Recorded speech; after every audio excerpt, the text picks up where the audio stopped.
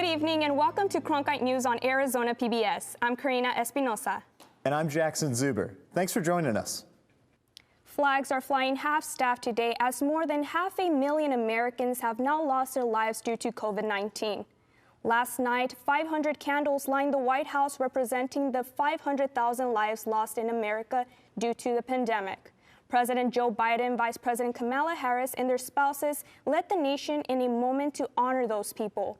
President Biden also delivered a eulogy in which he said the nation is making a grim milestone, but will smile again despite the grief the country is feeling. Over 1 million Arizonans have received at least one dose of the COVID-19 vaccine. That's according to the Arizona Department of Health Services. The vaccine rollout has been seen as a success to some, but not all. Cronkite News reporter Mitchell Zimmerman explains how communities of color are still hesitant to get the vaccine. 12,000 vaccine appointments became available today as Tucson opened their first state-run vaccination site at the University of Arizona. This site will be available to vaccinate up to 6,000 people a day once they're fully operational. Governor Doug Ducey announced a partnership with the school earlier this month as part of the plan to rapidly expand vaccination distribution. With more than 10 million homeowners falling behind on mortgage payments, according to the White House, the Biden administration has announced an extension of the federal foreclosure moratorium.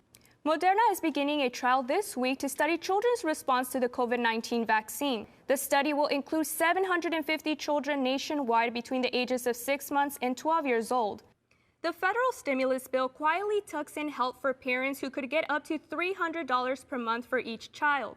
Some say this part of the American Rescue Plan may be a financial lifesaver for families. Advocates are calling the measure to help struggling families historic. The $1.9 trillion economic stimulus bill includes a measure that could expand child care credit. Arizona Horizon host Ted Simons spoke with CPA Tom Wilwright about what this means for American families. Meanwhile, part of President Biden's immigration plan is a 100-day pause of some deportations. But 6 days after his proposal, a federal judge blocked the measure. Cronkite News reporter Emma Vendenindi explains the situation at the San Luis and Nogales border, where migrants have high hopes. And with temperatures approaching triple digits, vaccine efforts are underway to protect staff, volunteers, and patients from the oncoming summer heat. This week, the first state-run indoor vaccination site opened in Mesa. The new site will replace the current outdoor site at Chandler Gilbert Community College and offer up to 4,000 appointments per day. Arizona has decided to push back the state tax filing deadline until May 17 to match the federal tax delay. Governor Doug Ducey signed the bill extending the deadline yesterday. The IRS says the extension is to compensate for changes made to tax laws in the most recent COVID-19 relief bill. This is the second year in a row that the state and federal tax deadline has been postponed due to the pandemic. Right now, Arizona's only Black-owned brewery is working to make the craft beer community more inclusive and diverse. Cronkite News reporter Delaney White spoke with the owner about his journey to owning a successful brewery. As the country mourns, the gun control debate takes center stage yet again. The mass shooting in Colorado yesterday was the latest of 7 across the country in the last 7 days. With that being said, Cronkite News reporter Tyler Mannion took a look at the possible relaxation of gun laws here in Arizona.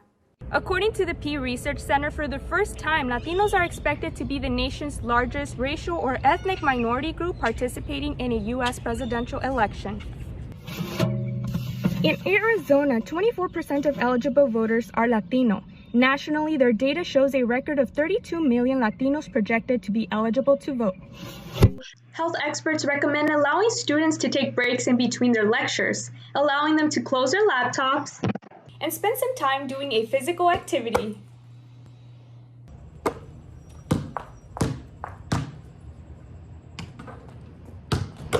And for teachers like Dairani who prefer to spend time on the screen, she has found ways to be creative during virtual learning.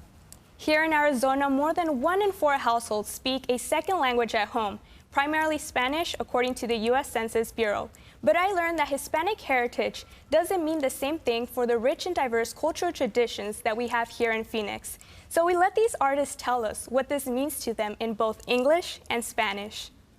As I'm half Czechoslovakian and I'm half Mexican. So my friends call me a Chicana, or they call me a Czech mix. Palabra hispana, yo no la conozco. Yo soy chicano. Me identifico como mexicana y americana. Nací en México. Yo nací en un tiempo donde el movimiento de arte y la política y el poder, César Chávez, nos nombramos chicanos. Yo me siento que soy de aquí y de allá. Me confundí poquito al crecer de que soy chicana, soy americana, se me va a olvidar el español y no, mi familia no dejó que se me olvidara. I was born in La Paz, Bolivia. Bolivia, for those who don't know, is in the center of South America. Our identity comes out through our culture and our music. For many in Arizona, paying their electric bill can be a struggle. That's one of the reasons a group of local organizations has come together to help and inform consumers. The idea to teach people how to keep more money in their pockets while keeping the lights on. I've had my electricity shut off several times during the summer, and it's a disaster. It's so hot. Cecilia Laguna knows all too well what it's like not to be able to pay her light bill and the consequences that can bring. Can you imagine in the summer with this weather here in Phoenix, Arizona? It gives you a lot of anguish. You can't be without AC and without power. We need them for everything. Which is why she now dedicates part of her time to helping others not go through what she has. She's a volunteer with the local grassroots organization Chispa Arizona, which works towards policies for healthier, more sustainable communities. We advocate a lot for clean energy, but we realize that it is a very complicated topic to talk about. So we said, let's tackle the most basic thing, which is what affects all people, and that is our electricity bill. This Phoenix event, the first in a series of 3 training workshops, aims to assist Phoenix residents in taking proactive steps to save on their electricity bills. The trainings are free, bilingual, and open to the public. Attendees are taught how to review their electricity bill, including fixed fees and the cost per use of energy. When we reduce burdensome, unnecessary electrical charges that show up on people's bills, and we really simplify the system to a way that people understand it, people do see savings. Along with Chispa, organizations such as Voz Solar and Wildfire are also part of this initiative named Se Fue la Luz, which means the power went out in Spanish. Advocates say the death of a Sun City woman after her power was turned off during the summer is also one of the reasons they want the public to be as informed as possible. People might not get sick or die from heat in their homes. People might be more satisfied with their utility company.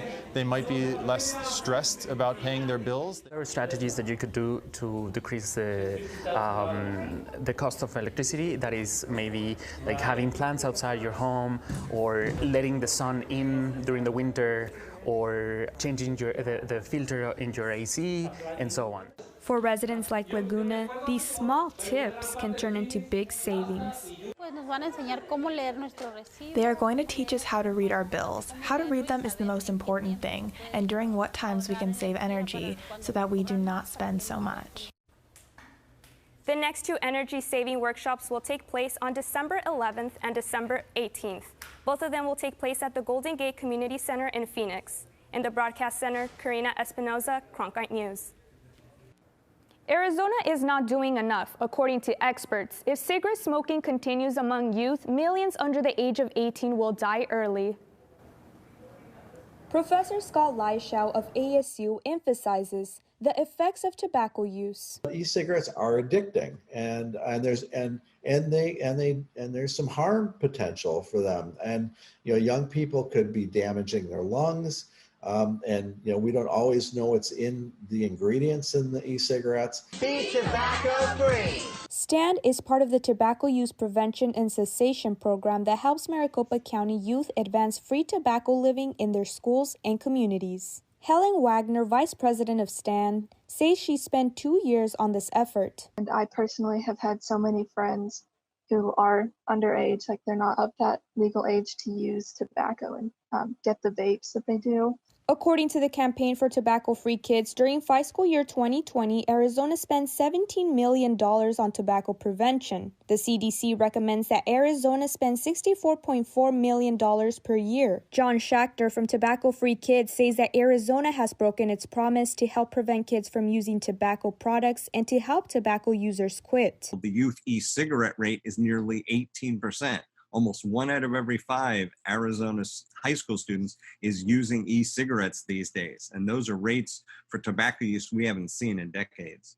According to the Centers for Disease Control and Prevention, in Arizona, 17.9% of high school students used e-cigarettes in 2019.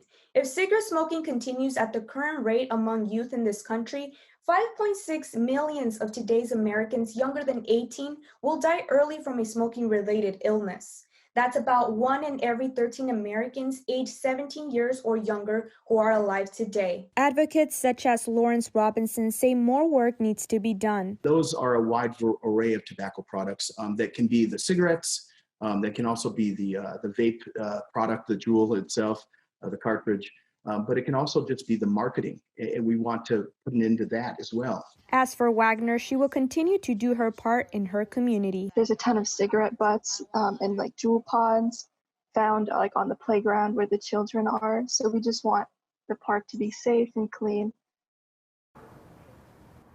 Current data on tobacco users in Arizona shows Indigenous at 23%, African Americans at 14%, and Hispanics at 15%. The work of these advocates has not only been to stop young people from consuming tobacco, but also to prohibit companies from targeting its products to kids. In the studio, Karina Espinoza, Cronkite News. That's it for Cronkite News tonight. Thanks for joining us.